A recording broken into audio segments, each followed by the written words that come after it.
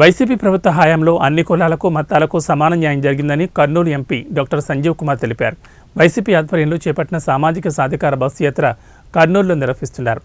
ఈ సభను విజయవంతం చేయాలని వైసీపీ ప్రజాప్రతినిధులు కోరారు. ఈ బస్సు యాత్ర సాయంత్రం కర్నూలు నగరంలోని కొండారెడ్డి బుర్జు నుంచి వన్ టౌన్ పోలీస్ స్టేషన్ వరకు కొనసాగుతుంది.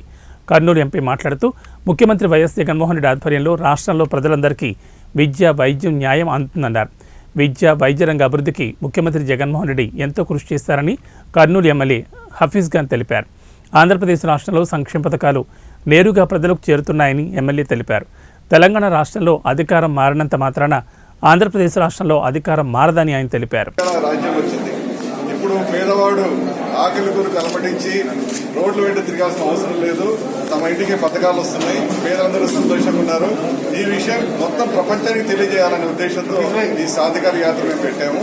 ఈ సాధికార యాత్రలో మేము తెలియజేసేది ఏంటంటే, ఈ యాత్ర ద్వారా అయ్యా ఇన్నాళ్ళు మీరు రాజ్యం వేశారు, మేము ఆ పథకాలు ఇచ్చాం, ఈ పథకాలు ఇచ్చామంటున్నారు. ఈ శాచురేషన్ మోడ్ లో ప్రతి పేదవాడికి కూడా ఇంటికి వెళ్లి పథకాలు అందించిన వ్యవస్థ ప్రపంచంలో ఎక్కడ లేదు. ఇది ఒక ఆదర్శనీయమైన గ్రామ స్వరాజ్యం తీసుకొచ్చి జగనన్న గారు మాలాంటి బడుగు బలహీన వర్గాల వారికి అందరికీ కూడా రాజ్యాధికారం ఇస్తూ కానీ అట్లాగే 1,75,000 కోట్ల రూపాయల నగదు పంపిణీ చేశారు.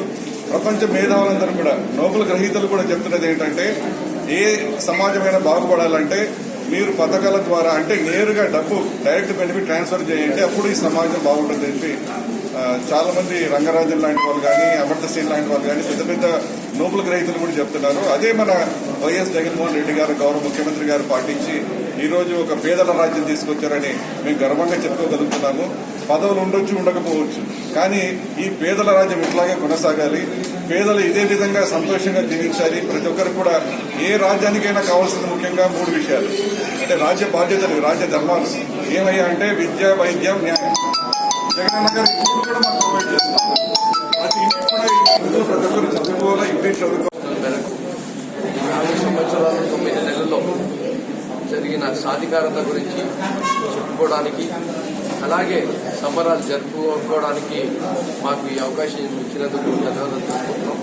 ఎందుకంటే గత ప్రభుత్వంతో మీరు పోల్చుకుంటే అప్పుడు సచివాలయాలు లేవు, వాలంటీర్ వ్యవస్థ లేదు, విద్యలో ఒక విధానం లేదు, ఆ రోజు అమ్మఒడి అనే ఒక పథకం లేదు, లిటరసీ రేట్ పెంచడానికి, నాడు నేడులో స్కూల్స్ అభ్యున్నతి కోసం ఎలాంటి ఆలోచన లేదు. ఎందుకంటే ఈరోజు 38,000 స్కూల్స్ ని జగన్మోహన్ రెడ్డి గారు ఈరోజు నాడు నేడులో తీర్చిదిద్దడం జరిగింది. ఇంగ్లీష్ మీడియం అనే మీడియంని తీసుకుని వచ్చి ఈ బీద వర్గాలకు వాళ్ళకు విద్యకు దగ్గర చేయడం జరిగింది. ఇలాంటి ఆలోచనలు ఎప్పుడు చంద్రబాబు నాయుడు గారికి రాలేదు. ఈరోజు చూసుకుంటే బైజూస్ యాప్ గురించి కానీ, ట్యాబ్స్ గురించి కానీ చాలా హీనంగా మాట్లాడటం జరిగింది. కానీ నేను అడుగుతున్నా వాళ్ళకు, ఈరోజు ప్రతి ఒక్క డబ్బు ఉండే మనిషి వాళ్ళ పిల్లల దగ్గర కూడా ఈరోజు ట్యాబ్, ఐప్యాడ్స్ అనేవి ఉన్నాయి.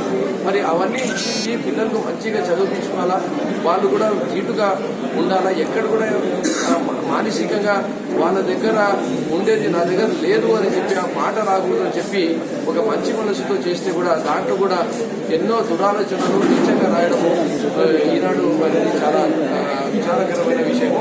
అలాగే వైద్యంలో కూడా ఈరోజు ఒక ఆరోగ్యశ్రీ కార్డులో దాదాపు 3,000 పైచిలకు రోగాల్ని తీసుకొని రావడము, హాస్పిటల్స్ కట్టియడము. మొత్తం ఈ మన స్టేట్ రాజకీయ చరిత్రలో 11 హాస్పిటల్స్ ఉంటే ఈరోజు ఓన్లీ